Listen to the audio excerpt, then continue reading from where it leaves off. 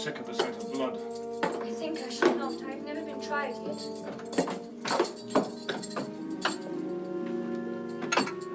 Wait here.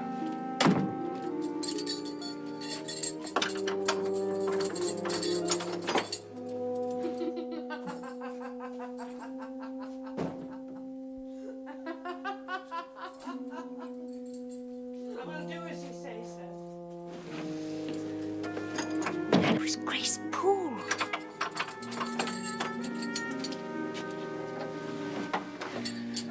Here, Jane. Mr. Mason!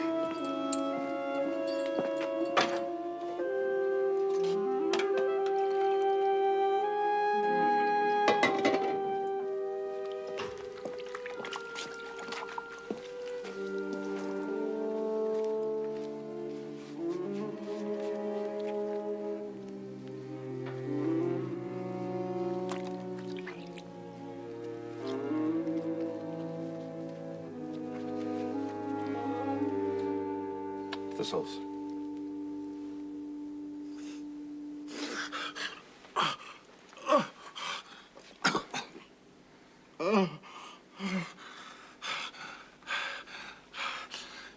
Is there any danger?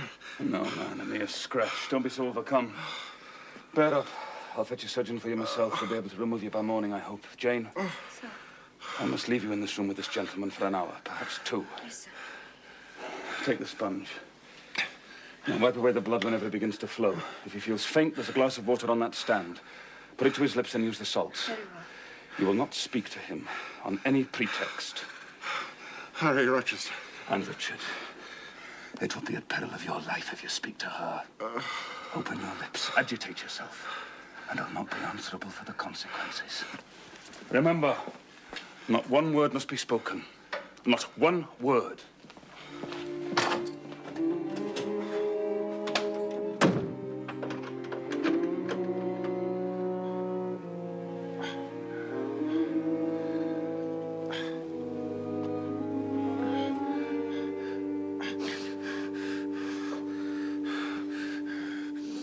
Mr. Mason. Mr. Mason.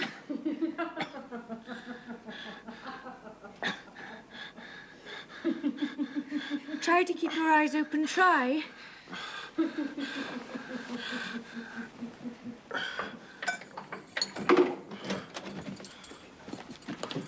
Can't be on the alert. How is he? Just breathing, sir. Just the wound. Bandage him properly.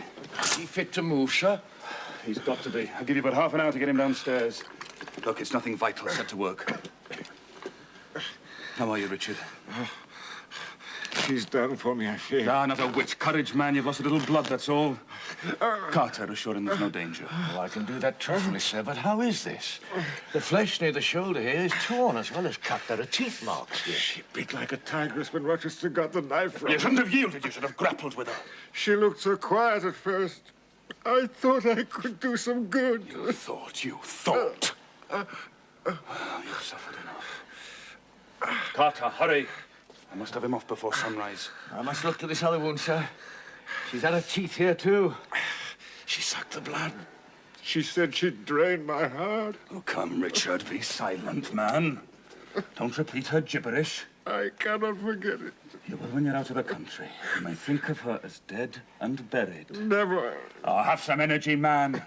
You thought you were dead as a herring 2 hours since. You're alive. I'll make you decent in a trice. Doctor, Jane, give me some water. You must allow me the liberty of administering my own medicine. There, drink. Drink. But it hurt me. Drink it, Richard. You'll be able to stand with help in a few minutes. Jane, get down to my room. Open the wardrobe, bring me a clean shirt. Get Mason's cloak from his room. Come back and tell me if anybody's about. Be quick.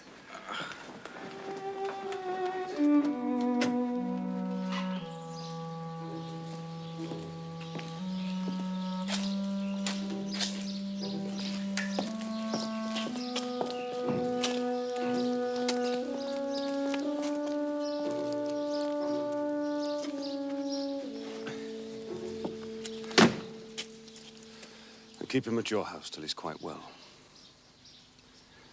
Take care of him. I'll ride over in a few days and see how he is. How are you feeling now, Richard? The fresh air revives me. Edward, What is it? let her be taken care of. Let her be treated tenderly. I do my best. Have done and shall do.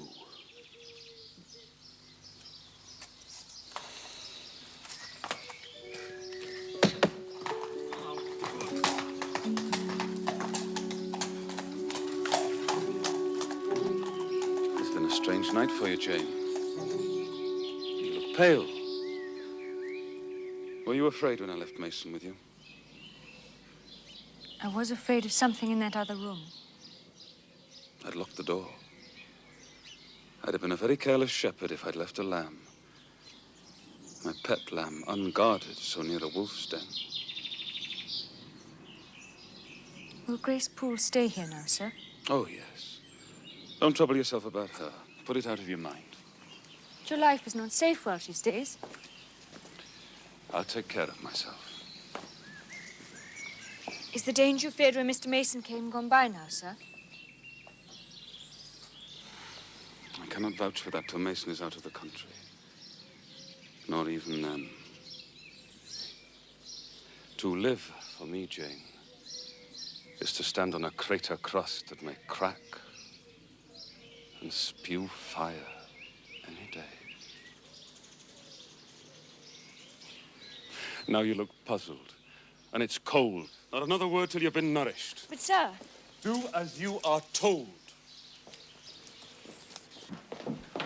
Brandy and biscuits will do. No servants needed.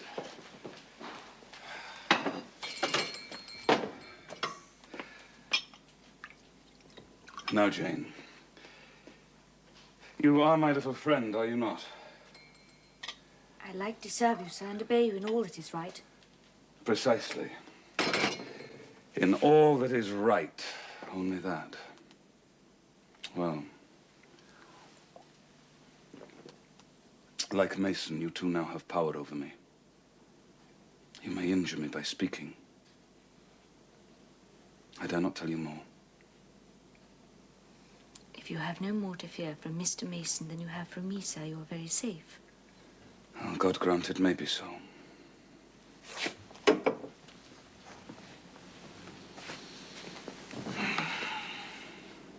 Sit here, I want you by me. Would you hesitate? Would that be wrong, Jane?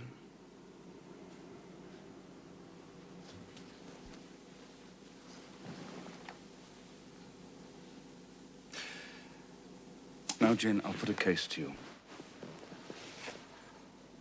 Suppose you were no longer a girl well-reared, but a wild boy indulged from childhood.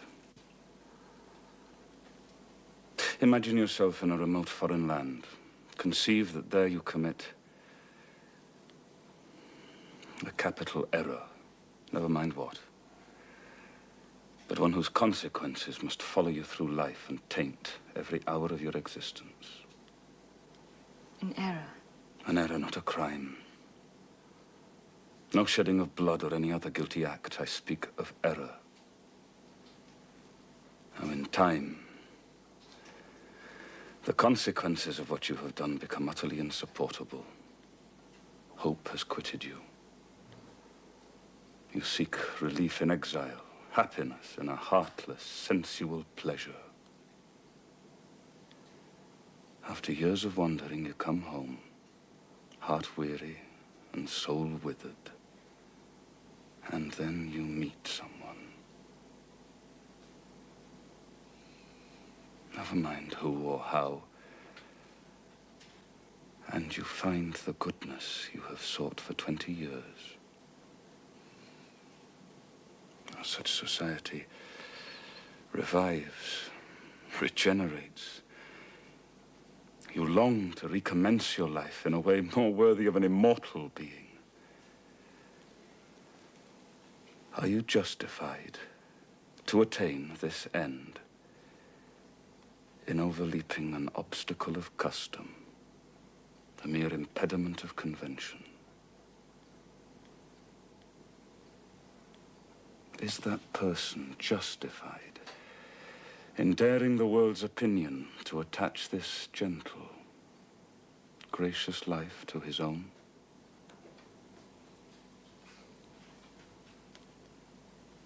No human can help as God can, sir.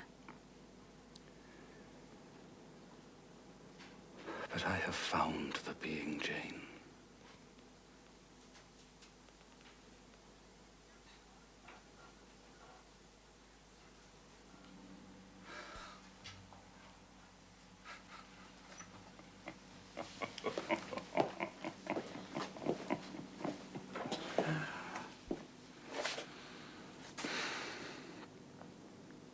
You've noticed my tender penchant for Miss Blanche Ingram. Do you not think if I married her, she would regenerate me with a vengeance? Yes, sir. To you I can talk of my lovely one, for now you have seen her. Yes, sir. She is a rare one, is she not, Jane? Yes, sir. A strapper. A real strapper. It seems a fine enough morning. It will be when the sun is well up. Leave later.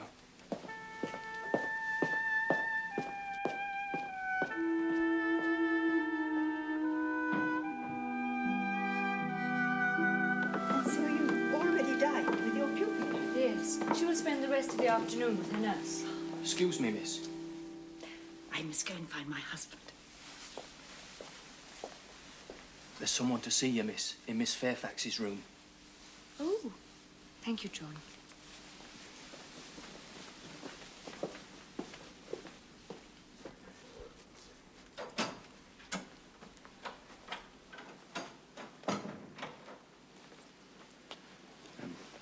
I dare say you hardly remember me, miss, but my name is Leven. Robert, how do you do? You're married to Betty. How is she? She's very hearty, thank you, miss. And so are the children. We have 3 now. Oh. But the family at the house, well, they're very badly. In great trouble. Your aunt, Mrs. Reed, is very ill. You see, Mr. John, your cousin, he died a week yesterday in London. Bessie told me he was ruining his health. They say he killed himself. Oh, the news of Mr. John's death and the manner of it came too suddenly for the missus. She'd borne too much already. It brought on a stroke. Will she live? All I know, miss, is that she was 3 days without speaking. But then she kept trying to say something and kept making signs to my wife and mumbling. Well, it was only yesterday morning Bessie made out she was saying, "Your name. Bring Jane. Fetch Jane Eyre. I want to speak to her." If you can get ready, miss, I should like to take you back with me. Yes, Robert. I shall go. Bessie said you would. I shall have to ask for leave first. I'll do that now. Oh, I have no end of mystifications. Try your wits on this one. Come in. Now, Mr. Rochester, take any card. Mr. Rochester, I'm sorry to have intruded. That person appears to want you. Does she? Miss Ashton kindly obliged Miss Ingram by taking a card. If you ladies will excuse me.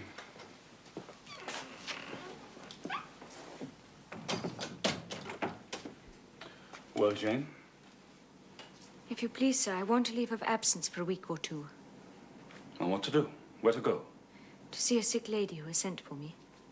What sick lady? Where does she live? At Gateshead, sir. Well, that's 100 miles off.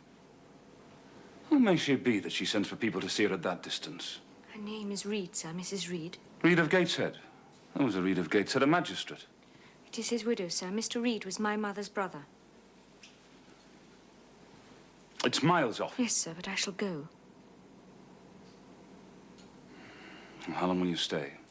As short a time as possible. Well, promise me you'll only stay a week. I had better not give my word. I might be obliged to break it. But you will come back. You won't let them persuade you to stay there. I will, of course, return if all be well.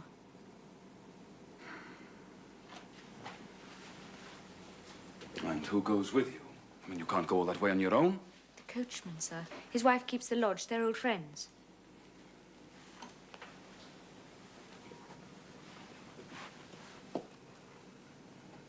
When do you wish to leave?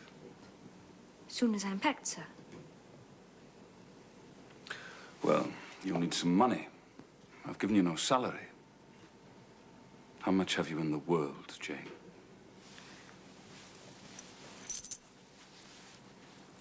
£5, sir.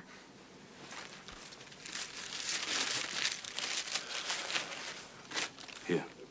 It is £50, sir. You owe me but 15. I have no change. I don't want change. Right. Right. Here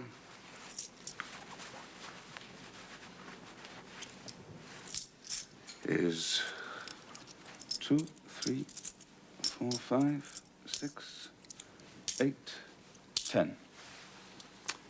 Is it enough? Yes, sir. But now you owe me 5. Come back for it, then. Mr. Rochester, I think this is a proper time to mention another matter. I'm curious to hear it. You have as good as informed me you are shortly to be married. Yes. What then? In that case, sir, Adele ought to go to school. Or to get her out of my bride's way, you mean? I might otherwise walk over her. There's sense in that. And you, Jane? I must seek another situation elsewhere, sir. You must. With the help of your family, I suppose. No, sir. I am not on such terms with them. I shall advertise. You shall walk up the pyramids of Egypt. Look, I wish I'd not given you that money now, Jane. Give me back £9. Look, I've a use for it. So have I, sir. You little niggard. Well, give me £5 then. Not 5 shillings nor 5 pence, sir. Just let me look at the money. No, sir. You are not to be trusted. And promise me you won't advertise. Look, if you want a situation, I'll find you one in time. I shall be glad to, sir.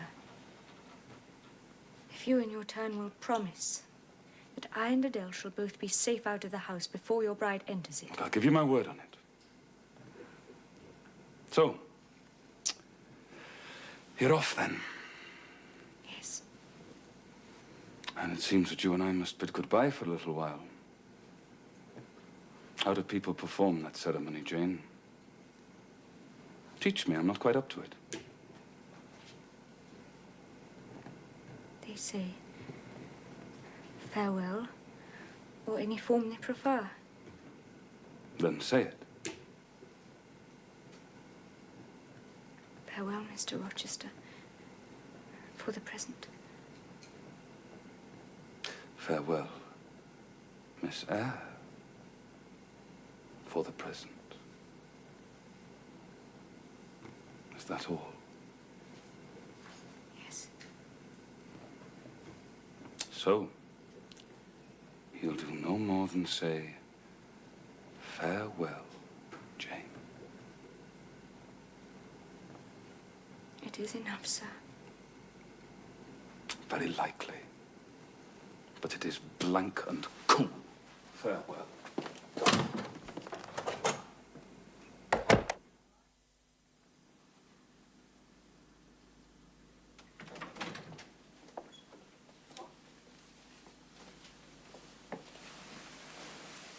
How do you do, Miss Eyre? I'm very well, thank you, Cousin Eliza. I hope you are well. How do you do, Miss Eyre? I trust the journey was tolerable. It was indeed. Thank you, Cousin Georgiana. May I sit down? Oh, do.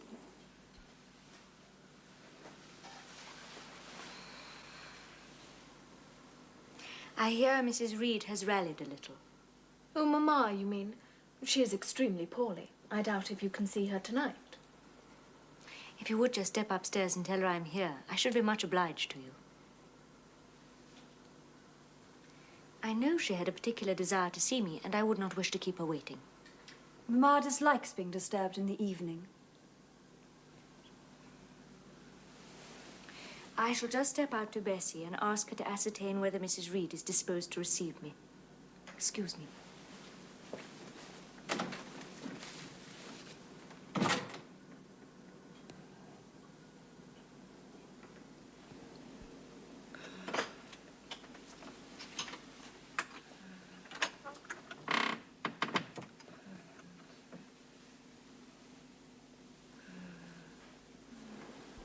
It is I, Aunt Reed.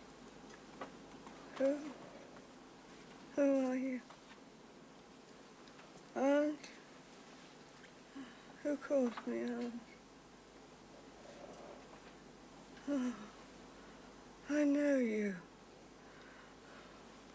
You are like Jane Eyre. I am Jane. You sent Bessie for me. I'm very ill. I know. I was trying to turn myself a few minutes since. I cannot move a limb. It is as well. I should ease my mind before I die. What one thinks little of in life burdens us at such an hour as this.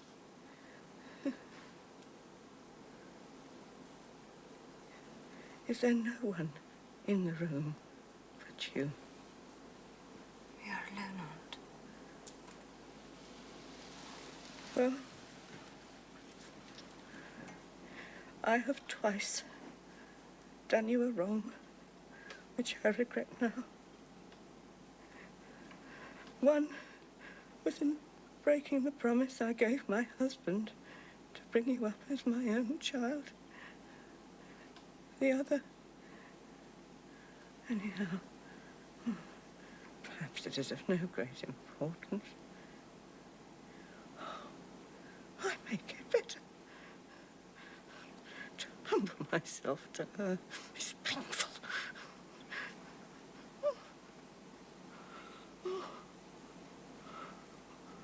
Well, I must get it over. Eternity is before me.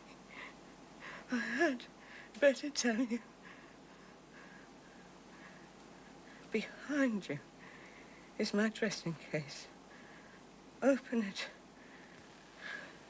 You will see a letter there.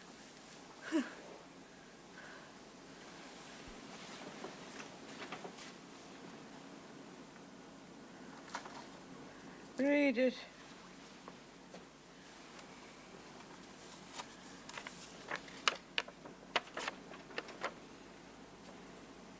Madam, will you please have the goodness to send me the address of my niece, Jane Eyre, and tell me how she is.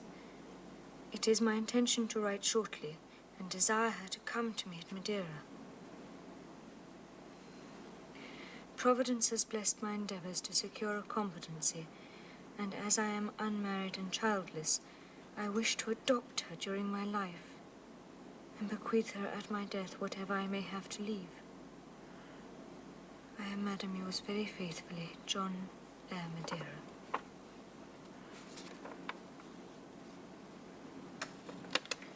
Why did I never hear of this? It is dated 3 years back. Because I disliked you too much ever to help you to prosperity. I could not forget your conduct, Jane, when you turned on me in such fury and declared that you abhorred me worse than anybody in the world. You frightened me. Oh, bring me some water. Oh, my case.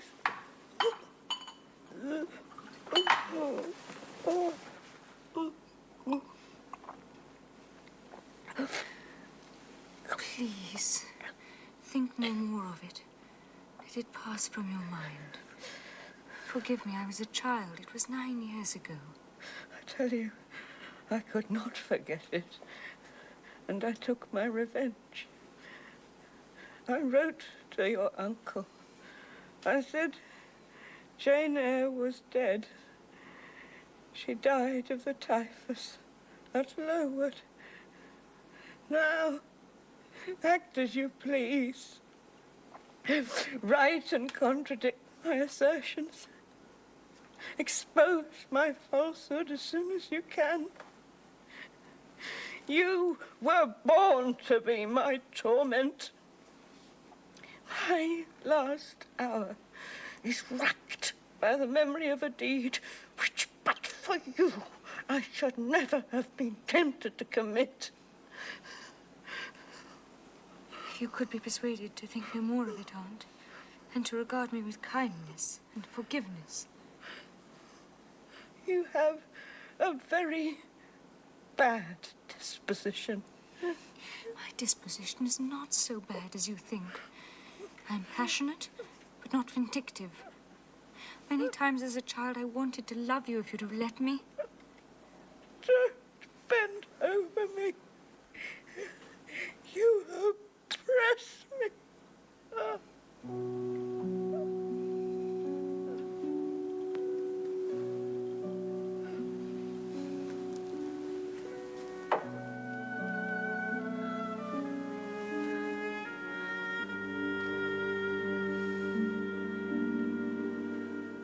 Love me then, or hate me, as you wish. You have my free and full forgiveness. Ask now for gods and be at peace. Bessie! Bessie, she's in a stupor!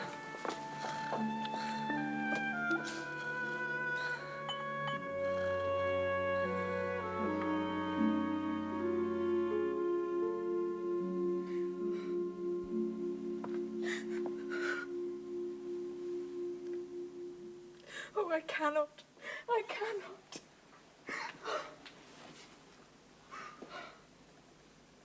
With her constitution, she could have lived to a good old age. Her life was shortened by trouble.